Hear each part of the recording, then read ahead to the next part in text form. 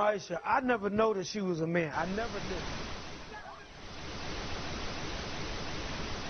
I believe that our education, like such as in South Africa and the Iraq, everywhere like such as.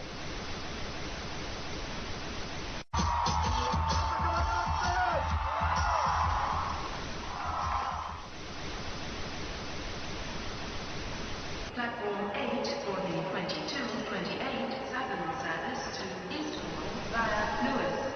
Please join the first two. One option, placing a tracking microchip under a service member's skin. Former special operations officer. And if you hear the shouting, it's a group of demonstrators who've come. 9/11 was an inside job.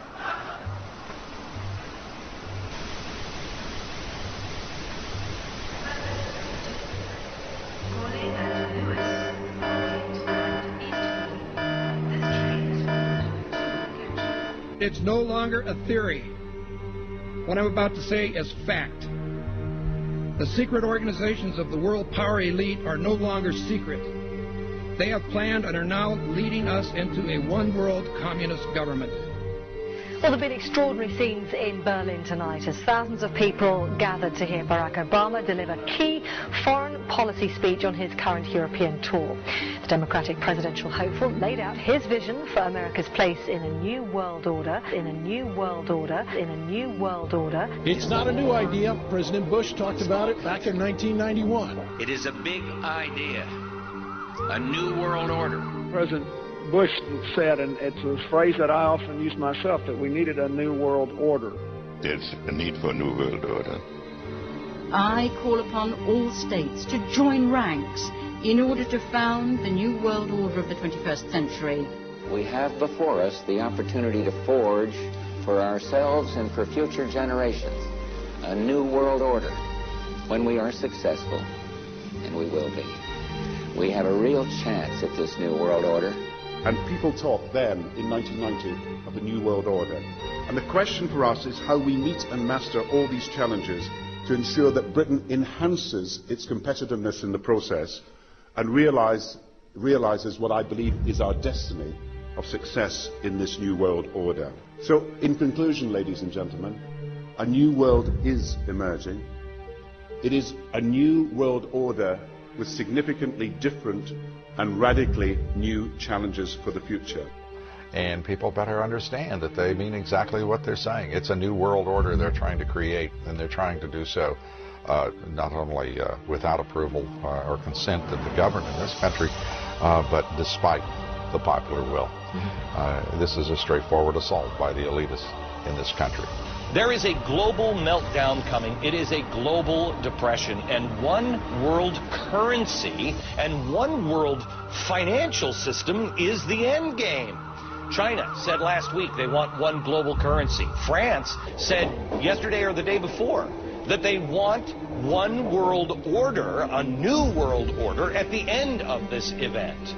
Gordon Brown will today call on fellow world leaders to seize the opportunity created by the worldwide economic crisis to create a truly global society. The Prime Minister will use a high-profile speech in the City of London to say that Britain, the US and Europe should join together to create a new, stronger and more just world order.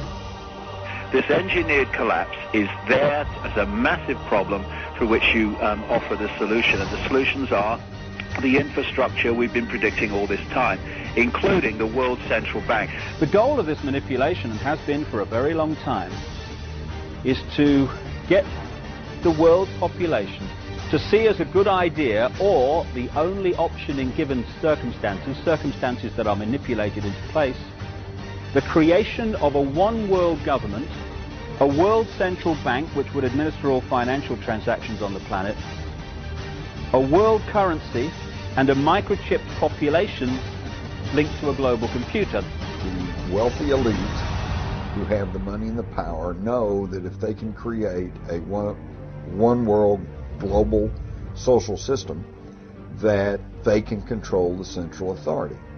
In other words, world control, world domination, one of the oldest desires in the history of the world. There's a very, very clear-cut and easily identifiable system in place that puts all of these elements from media control to government control to energy control together into one apparatus working together effectively towards its final goal, which is, global control. Because of the compartmentalized pyramids that they've constructed within all these institutions of government and finance and corporations, the vast majority of people who are daily making contributions to push the world in this towards this Orwellian global state have no idea that they're doing that because they don't know how their contributions fit in with everyone else's. Only the few at the top do.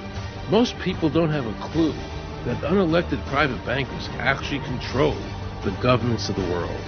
There is this cozy little myth that is perpetuated between politicians and the media.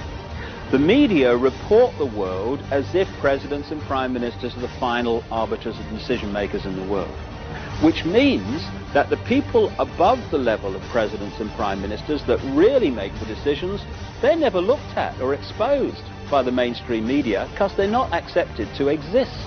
The central bankers of the world are working together to create a one-world government. A global police state as sinister as anything George Orwell ever wrote about, where every person on the planet Earth will have an RFID chip implanted. It is the first implantable microchip for humans that has multiple security, financial, and healthcare applications. More than 100 law enforcement officials in Mexico are having microchips implanted in their arms. The chips allow a person to be scanned, sort of like a cereal box at the supermarket. Just like the microchips implanted in the necks of dogs and cats, allowing lost pets to be identified, this glass capsule can do the same for humans. A chip in everybody would be the universal monetary system par excellence, because there'd be no escape from it, and you'd be totally under the control of those who issue the electronic impulses in that chip. The problem throughout human society is that the good men and women do nothing. They don't want power. They don't want control.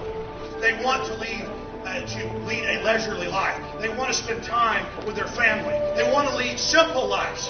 But we are forced throughout society, throughout history, and throughout human time to stand up against bullies. And many times we stand up before it's too late. And we reverse the course of tyranny. And more often than not, we don't stand up in time. And horrible things have to happen first. So decadent societies learn why liberty and freedom is so precious.